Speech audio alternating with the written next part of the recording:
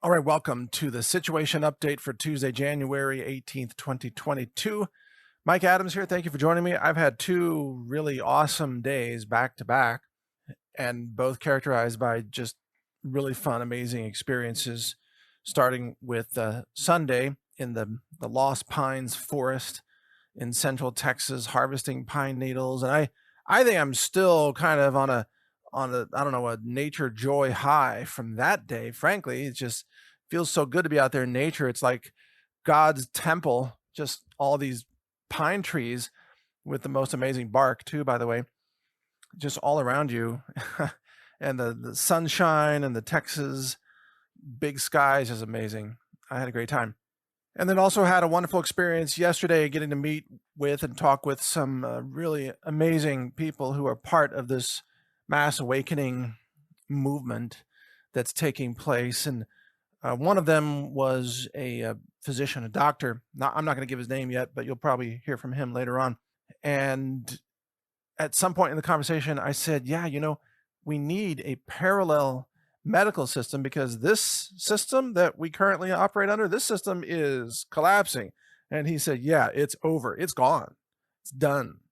And he knows because he's licensed as a doctor in the state of Texas and other places. And he's interacted with the Texas Medical Board and he knows what's going on. And he says, it's done. This system will collapse. And interestingly, one of the themes today, although we have solutions as well, don't worry about that. And then in the wake of that, we're going to rebuild a new parallel healthcare system rooted in actual health and actual care, rather than death and profit and greed, which is what the old system has been. That's what's killing people. How about a healthcare system rooted in health? Wouldn't that be amazing? In fact, I recorded a report on this that I want to play for you here, maybe coming up shortly, that talks about this. I've been an advocate of so-called health freedom states or health freedom counties, health freedom cities, or health freedom sanctuary status. And from that, we could have a whole new parallel free healthcare system. I don't mean free as in cost. I mean free as in liberty healthcare system. And that's what's going to come out of this. So, good riddance to that system. We needed to replace it anyway. So I'm going to play that report here for you in a minute. But first, I've got some other really good news. We've got a lot of exciting developments in the works that you're going to hear about in the coming weeks and months that's going to blow your mind. And I mean it. Just trust me, stay tuned because there's some good stuff coming soon. By the way, Dr. Jane Ruby has joined Brighteon.tv and she has begun broadcasting. Her first show was yesterday. It's Mondays at 7 p.m. Eastern. And you know Dr. Ruby from, I think she was first made famous on the Stu Peters show. And Stu Peters broadcasts on Brighteon.tv at 8 p.m. I've got a show as well, the Health Ranger Report. Clay Clark, Robert Scott Bell, Dr. Steve Hotze, Pete Santilli, Dr. Jane Ruby, as I mentioned, Brandon Howes, and so on. And then that's just every Monday. And then Tuesday, we've got Sheriff Richard Max. We've got Judge Fred Mosley. We've got Tom Renz with the Lawfare show. Let's see, who else do we have? Dr. Eric Naputi. We've got Doug Billings with his show, The Right Side, at 7 p.m. on Tuesdays. That's tonight. We've got Melissa Redpill. This is on Wednesdays now. Dr. Brian Ardis. Melissa Redpill, as I mentioned, she does an amazing show. Dr. Scott Lively, Dr. Stella Emanuel, Peter Bregan, MD, just an amazing individual. And he is basically single-handedly responsible for halting the electroshock therapy that is supposed to be a psychiatric treatment. It's just amazing. We've got Dr. Lee Merritt at 7 p.m. on Wednesdays, followed by Stu Peters. And then on Thursdays, let's see, Fior Hernandez, which is an awesome show. We got Carrie Rivera at 11 a.m. on Thursdays. You can go to Brighteon.tv and you can see this schedule, by the way. Just type it in your browser, Brighteon.tv. Daniel Babinski, the voice of conservative values. We've got Scott Kesterson from Bards FM. Then Doctors Mark and Michelle Sherwood. And let's see, on Friday, we've got Jeffrey Prather. We've got Bob Sisson on the Chlorine Dioxide TV. We've got Alex Newman from The New American on the Sentinel Report. Pastor Dave Scarlett from His Glory. I love Pastor Dave. He's amazing. We got the Resistance Chicks. Love those gals. We have Michelle Swinick, or is it Swinek? No, I think it's Swinick. I'm being interviewed by her, by the way. I'll ask her the correct way to pronounce her name. She'll give me crap about that, about me messing it up. I'm sorry, Michelle. It's my fault. And then Brandon Howes and Stu Peters and Ann Vandersteel and so on. I'm telling you, folks, this is the who's who of alternative media. This is Brighteon.tv has what plants crave. No, that's a line from one of my favorite movies. No, Brighteon.tv, it's got electrolytes. No, it's got the most amazing hosts and the most amazing information Monday through Friday. It's just nonstop. Tune into Brighteon.tv. In fact, you know what? Just turn off my podcast and watch Brighteon.tv. It's so much better to have the whole group of people who have all these amazing guests and all these amazing sources. I mean, just think about, Ann Vandersteel's sources and Brandon Howes and his sources and Jeffrey Prather, all his sources, former DEA people and all the rest. It's just amazing. So check it all out again at Brighteon.tv. All right, let's switch gears here for a second. This is tiny, tiny stuff. I think most of it, I don't know how you could image it at all, even with an electron microscope. I'm not sure that you can. I don't know. But our lab, we focus on mass spectrometry. And we have other instruments as well, such as FTIR, which uses the Raman spectroscopy, algorithm. I don't know what's and Fourier transform approach to absorption and reflectance of different spectra of light based on the substance and so on and so forth. That's confirmed in the scientific literature. So yeah, you can build circuits out of it. You can have bioelectric circuits. This is, the work of, the scientists who've been working with the CCP on this. But when you start to oxidize the graphene, and this happens upon exposure to just atmosphere, just regular air, you take sheets of graphene, you just lay them out on a table, they start to oxidize because there's affinity between the carbon atoms and the O2 in the air. And so in essence, the carbon sheets start to, quote, rust. And I use that term loosely, but the oxidation of something, when we oxidize, let's say iron, we call it rusting. What it really is doing is binding oxygen out of the air onto the iron and then creating a new molecule, which is iron oxide, right? And then it has a different color and it loses its structural integrity and so on. And that's what happens when your tools are rusting apart or your car parts or what have you. All right. Or your firearms, by the way, if you don't protect them, they can rust too.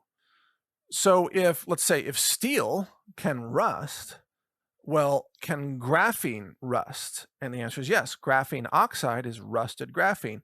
And the thing about this oxidation process is that it can create molecular configurations that are incredibly varied. So there's not just one molecule that's graphene oxide. Like you say water is H2O. Well, there's not just one graphene oxide where you could say, oh, like it's C6O2. No, there's nothing that simple. It could be, C200O12, let's say. It could be this big molecule. Well, not that big, but it could be all kinds of different groups. It could be hydroxyl groups. It could be different configurations of hydrogen, oxygen, and carbon in all kinds of different configurations. And as a result, looking for this, you can't use a mass spec instrument because mass spec instruments are based on mass over charge ratios, which means you have to know what mass you're looking for. And you have to know the mass you're looking for. Well, with graphene oxide, you don't know what mass you're looking for because it could be all sorts of masses. It could be different combinations of carbons and oxygens and hydrogens, and you add all that up, and that's your mass. But there's thousands of different configurations. All right, so the conclusion here, I'm sorry to geek out again, but as far as we know, there is no instrument way to detect this stuff. Is there a microscopy way? Well, it would have to be with an electron microscope, to my knowledge. Now, granted, there are other experts out there that are far more experienced with laboratory microscopy than I am. So they may know more than me, and I'm definitely open to that, and I welcome that. But to my knowledge, Optical microscopy, I don't think you can see graphene oxide with optical microscopy. You just don't have the magnification. I mean, I've got a microscope that goes to 2000x, and you can get optical microscopes that go to 20,000x, but at that point, yeah, I mean, you just lose. You have no clue what you're looking at. I mean, you have no depth of field. I mean, it's just impossible to see anything. I mean, I can image red blood cells, and I do.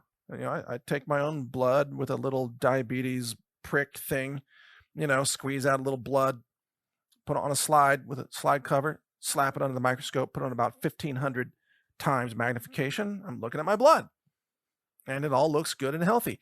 But if you start cranking that thing up, you try to go to 5,000x or 10,000x, you just lose it. It's almost pointless. I mean, you don't even know what you're looking at. And also at that scale, like 1 square centimeter on the slide becomes as large as like a city. And if you try to visually move around that and look for stuff, it would be like walking around New York City day after day after day to try to look at every alley in the city. I mean, at that magnification, you are lost in a vast, vast terrain, and you have you've lost the big picture. You don't even know where you are on that slide.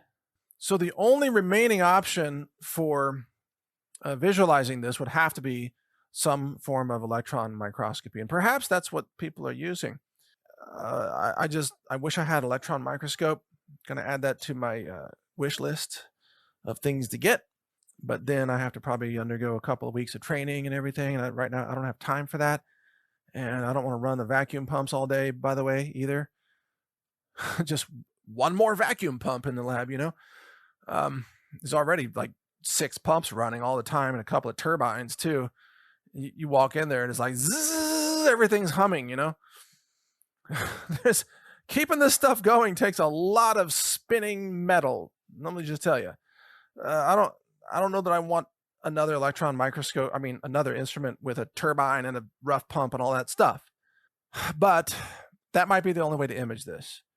The problem with electron microscopy is you see structure, and it's all in black and white, of course, because it's just topology. It's not, there's not color at that scale. How do you know what you're looking at? That's the thing. How do you know what it is? And unless you're very, very experienced in electron microscopy, you don't know what you're looking at. It's kind of like looking at a plate of mold and not being a mold expert and trying to guess, like, what is that?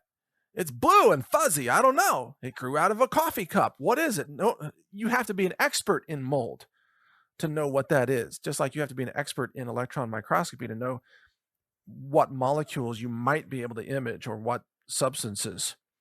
And then there's the whole process of the sample prep, preparing your sample for electron microscopy, putting it in a vacuum. Some samples that rips them to shreds. They lose their integrity, and you have nothing left to look at. Or you end up just looking at junk in there. It's like all this garbage and junk and all these little fuzzy little balls or whatever's in there. And you're like, is that graphene? Who knows?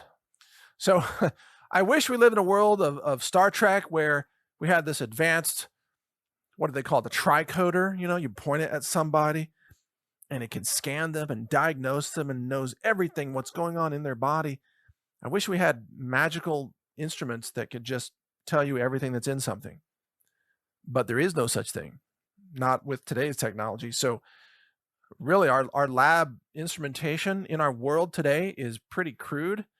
Take over protein synthesis and spit out new programs into your biological ecosystem. Oh yeah, the ectoplasm spasm, as we say. What's that? What's graphene oxide doing and all that? I don't know. You tell me. It doesn't seem like it belongs there. So yeah, I don't know. But let's jump into something else here. Let me give you a little humor comedy break here. This is a little video that they're using. I guess, where is this? What country is this? They're using, oh, this is from Germany. They're using a stick to make sure people stay 6 feet apart outside while they're wearing masks, again, outdoors, And then the German, I don't know, the health Nazi enforcer walks around with a stick, making sure everybody's 6 feet apart. Check this out. This is almost so. Did you catch that? Just can you imagine being the dork walking around with a looks like a candy cane pole, and you were hired as a cop, but your job is to shove this stick between people and force them to back up 3 inches. You're like, this is for the public good. How do you go home at night and look in the mirror and say, I served the public well today? Your social distancing is pointless. You're a joke. But I'm sure you enjoy turning Germany into a medical martial law police state because I guess that's what tyrants enjoy doing. I think we should get a Houston, Texas, really obese man with a giant belly that extends out about 20 inches to go to Germany and be part of this march. That's right. And I'm claiming that space for my belly. That is protected belly space. And my belly is squatting in that space in front of me, like house squatters. They just kind of move in and take over the house. Women's buttocks with concrete mix. That's an actual true story, by the way. Or other substances in order to enhance the buttocks.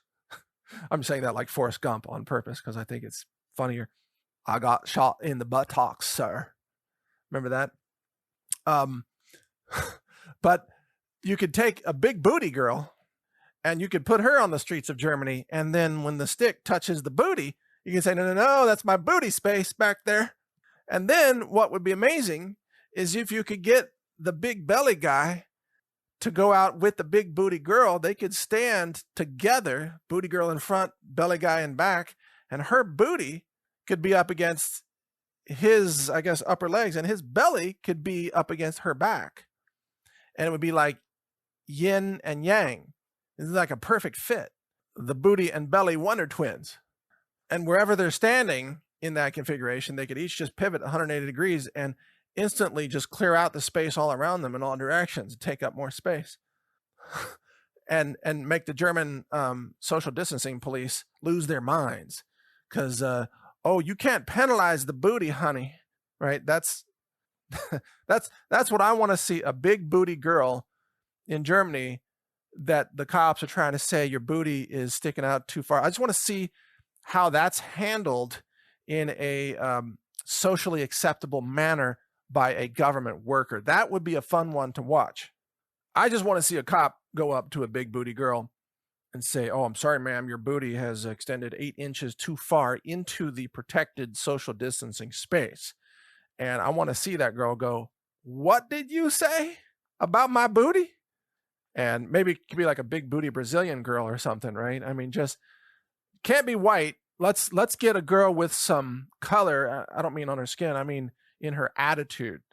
Let's get a girl with a colorful attitude who can roll with that program about the booty space, and then film that and just put it on TikTok. Wouldn't that be perfect?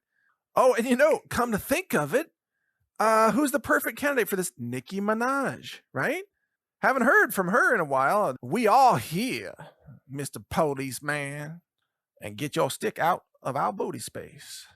Something like that. That's how I imagine that would go. All right, continuing with the situation update for today. What is it? Tuesday, January 18th, 2022. Also today, by the way, just to interrupt, we're going to get to this later on in this podcast, but we've uncovered a scheme whereby corporations are taking out life insurance policies on their own employees. I want to thank you all for your feedback on the premonition that I had about the Tonga so-called volcano / possible nuclear explosion. And I'm really glad I went public with that because I have since heard from many people, several prominent people who are other influencers, other hosts and so on, whose names you would recognize, that since contacted me and said they have received information as well. And I'm having a conversation, I think tomorrow, with a couple of people who have been receiving similar, quote, downloads. So it's not just me. There's something actually happening. There's an acceleration of information that's being put into the consciousness of people who are, I suppose, sensitive or receptive to things that may be happening. And there is actually a rapid acceleration of a kind of awakening and information being put out there of things that are rather imminent. And I think the overall theme of all of this is that great changes are upon us. And the other important theme is that it's not all doom and gloom and destruction. It is actually a time of great awakening for humanity. But part of the awakening is that humanity has to go through this stage of horrors, which that's horror. That's not a stage of horrors.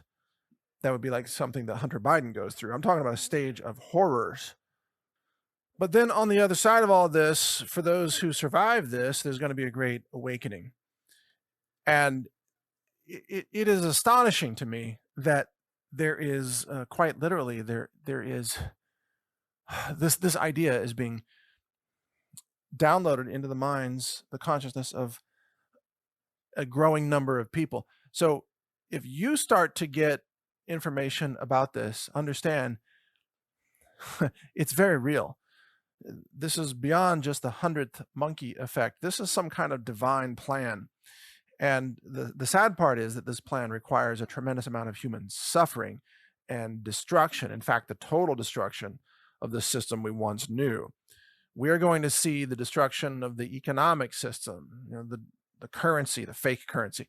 This is part of the awakening process that humanity must see the suffering and the mass death and the complicity and the evil. Humanity must see the demons in order to recognize, well, the divine. And until now, I think far too many human beings have been unwilling to see the demons because they were still able to get along and, buy their Starbucks lattes and enjoy their Netflix binge watching or whatever. And so they didn't, it wasn't personal.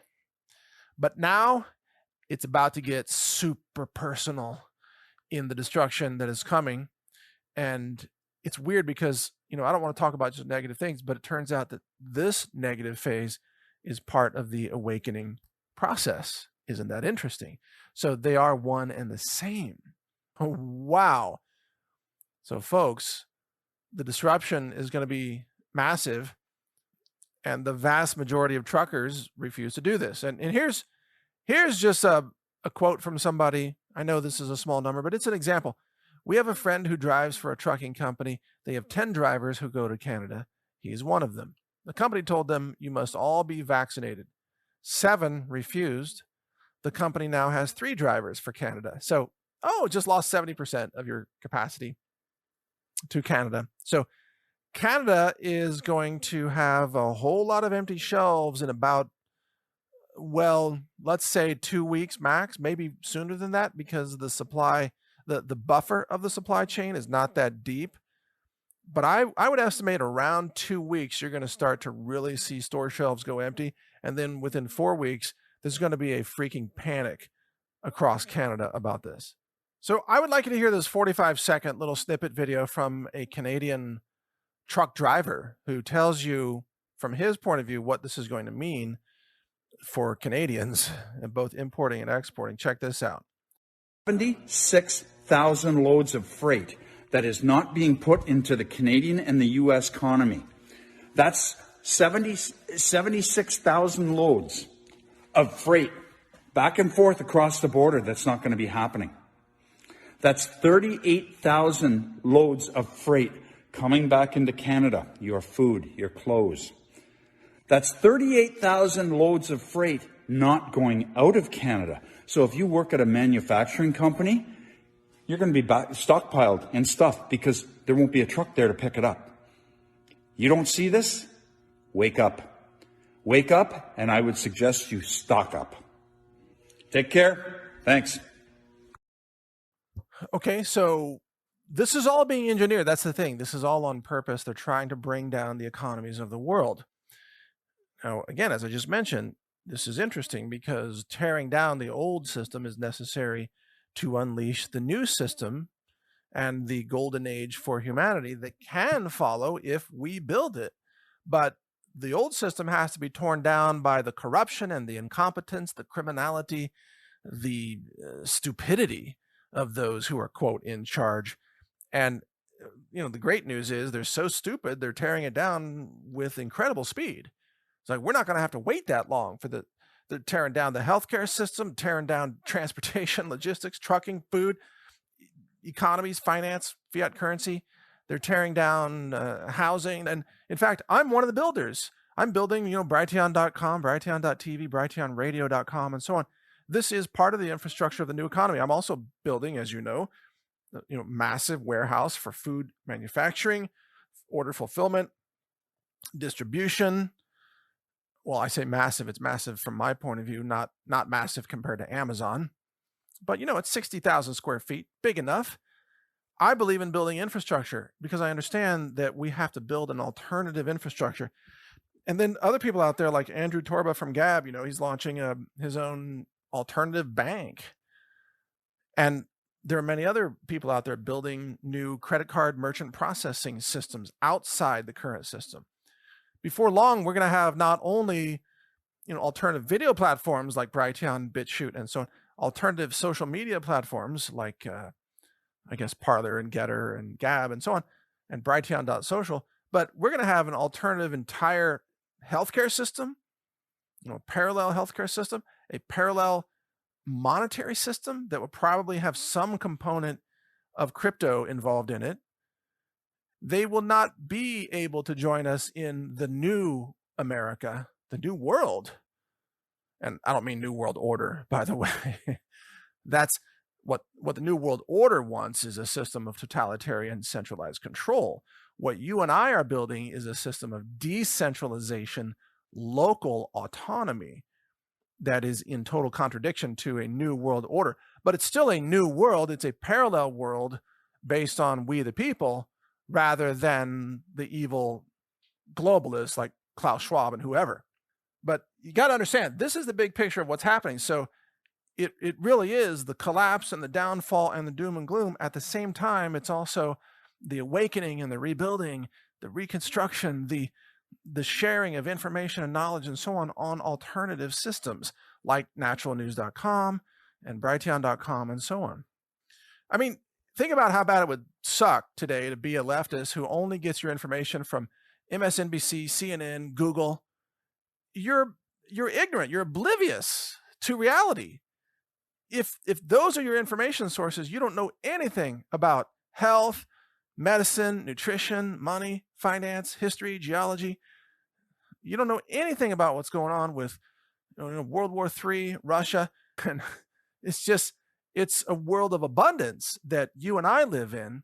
It's a world of scarcity and doom that the rest of the people live in. I mean, I don't know what you call them.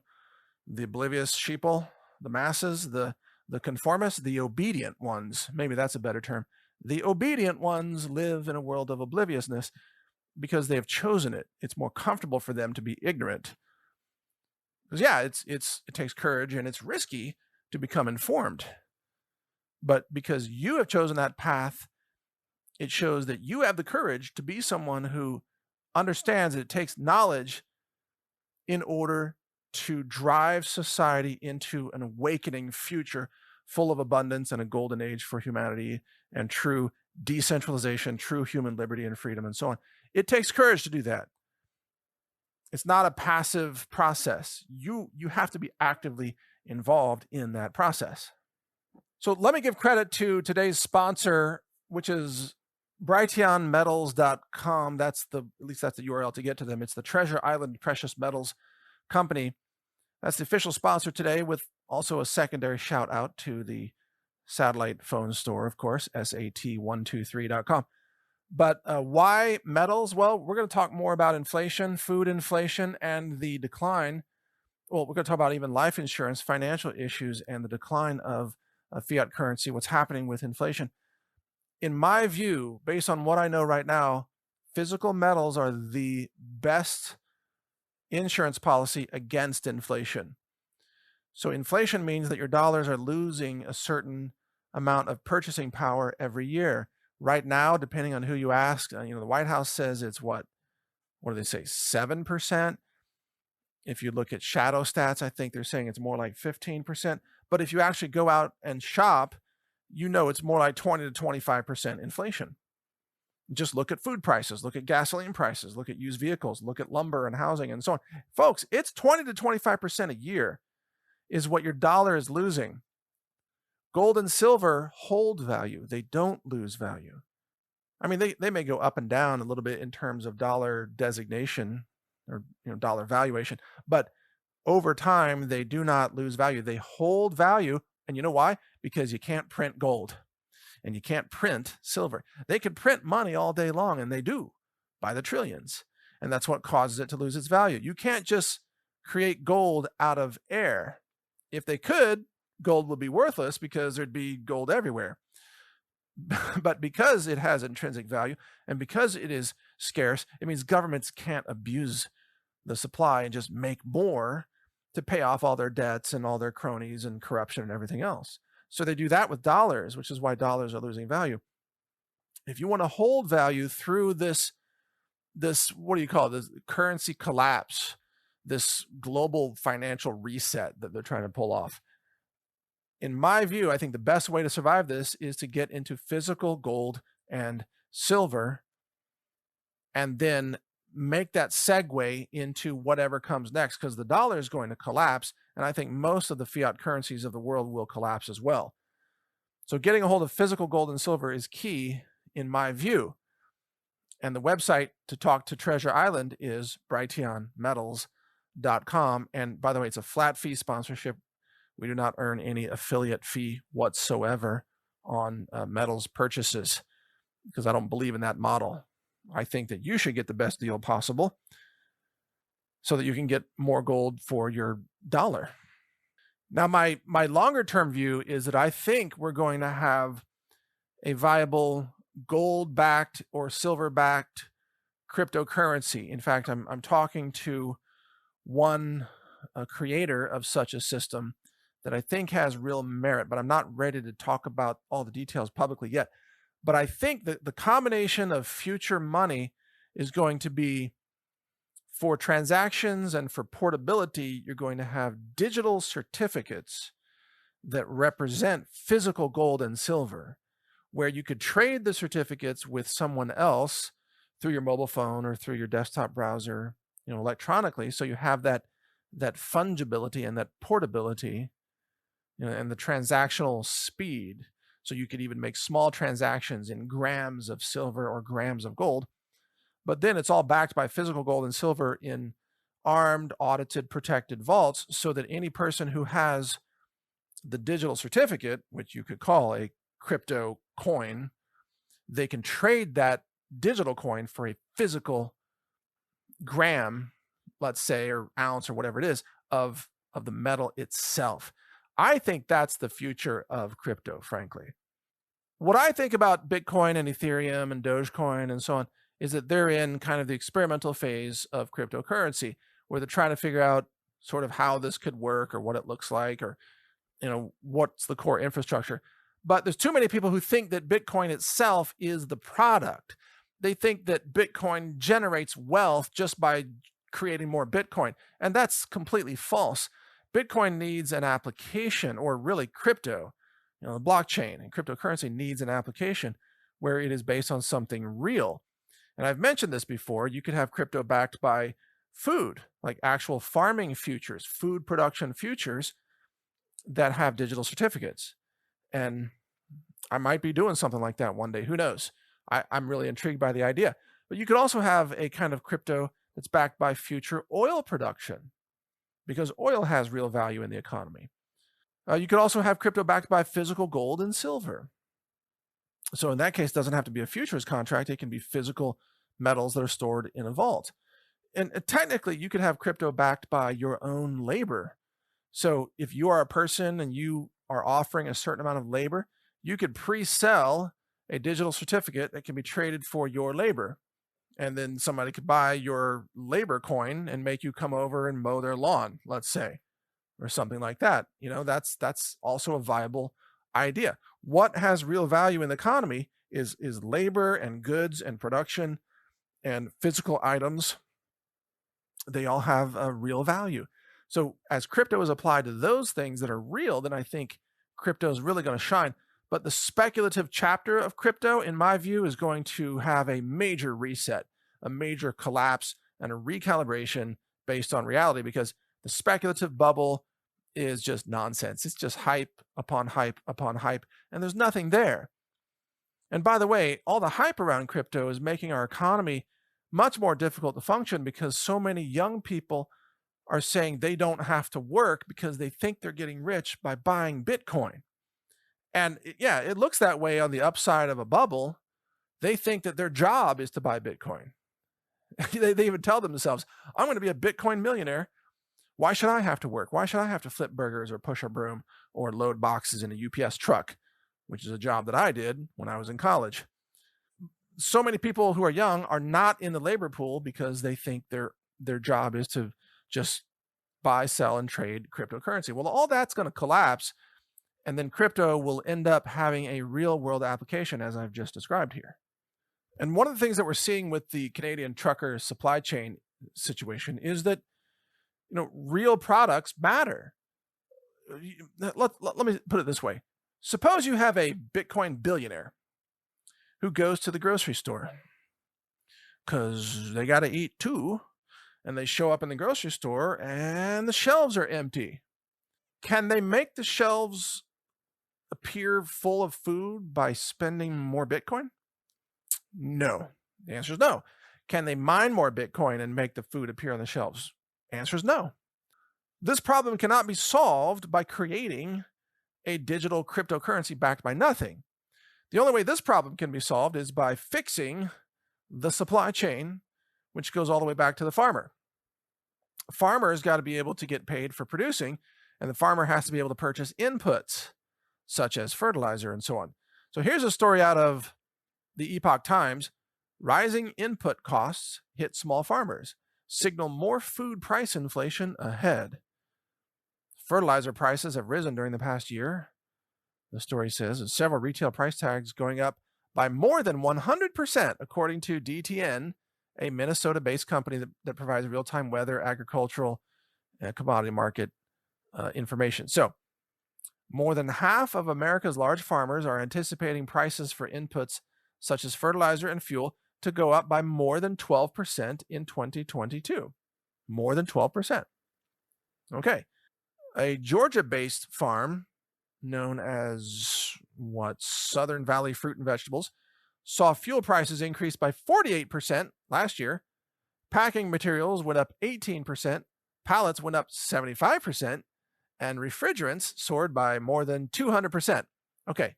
Now, if you work in the fake White House and the fake Biden administration, you would say, well, gosh, all those percents add up to no more than 7% total inflation, which makes no sense. Because we're talking about some of these are 200% price increase, and lots of them are, again, 48% fuel prices. Well, fuel is a major part of food production, obviously, and food transportation. And so pallets went up 75%. Also, by the way, labor went up in a huge, huge way. And then you have the fertilizer shortages that are happening and the rising fertilizer prices. So here's one. Let's see. President of Ottawa Valley Meats told the Epoch Times, we had to provide raises, bringing our average wage from $24 an hour to $33 per hour. That's all going to vanish at some point. And then, by the way, at that point, they'll be begging for jobs at McDonald's. So I ask you this question. Are food prices going to rise in the next 12 months by more than 7%? Oh, yeah. Oh, yeah. Big time, folks. Big time. Food prices are going to go up, I'm guessing 30, 40% pretty easily in the next 12 months. And if food prices are going up by even 24%, that means that they double every 3 years. Compounding interest, right? They double every 3 years. And then in 6 years, it's quadruple from where it started. So a loaf of bread today, let's say it costs $5. In 3 years, that loaf of bread is $10. In another 3 years, it's $20 for a loaf of bread. So people, you can see why people who are saving dollars are losing, because the dollars are losing value, purchase value every day, because food inflation is through the roof and everybody's got to eat. Well, again, gold and silver hold value, but dollars don't. So gold and silver will tend to trend up in price over time, because remember, back in the 1990s, you could buy gold for what, $260 an ounce. Today, it's closer to $2,000 an ounce. Why is that? Because dollars have become more and more worthless during that time. Dollars have lost, 80 or 90% of their value during that time. And by the way, that some people think, oh, well, I'm going to put my dollars in the stock market, so it's working for me and it's going to earn me a return. And then they get all excited because they're making 10% in the stock market. Folks, you're still losing because you haven't kept up with inflation. If inflation in reality is 15% and your stock market return is 10%, you've lost money. You have not gained anything. You would have been far better off to put the money into gold or silver and just sit on it, and gold and silver would maintain the value even as the dollar's lost value. People are always chasing these returns, but the returns are illusion most of the time, especially since there's a major market correction coming that's going to wipe out a lot of so-called assets. And so, by the way, what is Biden's plan to solve this whole problem? Oh, well, it's going to print more money, of course, just print more money.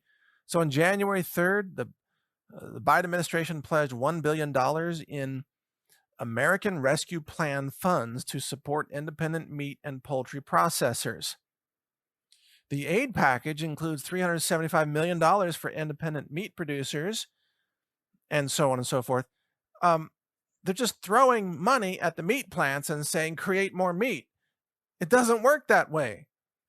That's just like walking into the grocery store with a bunch of Bitcoin and saying, Shazam, let the shelves be full. I'm going to use Bitcoin. But again, Bitcoin can't create bananas. And fake fiat currency money printing doesn't create meat. In order to have meat, you actually have to raise animals. And in order to raise animals, you have to have inputs, such as animal feed and transportation and so on and so forth, and machinery on farms. And a lot of the machinery, you can't get the parts, and the fuel's expensive, and the personnel, the labor shortages, all of it. So what you're really going to see throughout this year and well into 2023 is this weird sort of stagflationary environment where you have massive inflation kicking in on the price of goods, because there's all this government money printing chasing a collapsing supply chain and worsening scarcity at the production level. But at the same time, you're going to have economic stagnation because you have a lack of labor and too many lockdowns and shutdowns, and also too many producers who are waiting on inputs and parts that are stuck on ships parked off the coast of California. So yeah, stagflation. And this is going to last for quite a while, at least through the Biden administration, however long that lasts, or until the whole system collapses. And kind of at this point, the sooner we dismantle this broken system and build a new one, the better. Now let's cover this quickly. Now, is this a real thing? The mainstream media refuses to cover this, and there's been an effort to try to cover this up. So there's speculation about where this story is actually coming from. You can make your own choice about this, but I can tell you for sure the life insurance industry is panicking right now, and they're trying to figure out how to not pay these deaths that are increasing at a shocking rate, up 40% in some cases, certain age groups, and then up 50% in others. Now we have that report coming out over the last several days. So this number of increases in total mortality is going to go up to over 100% soon. It's actually going to end up at 300% or so before this thing peaks. At least that's my estimation.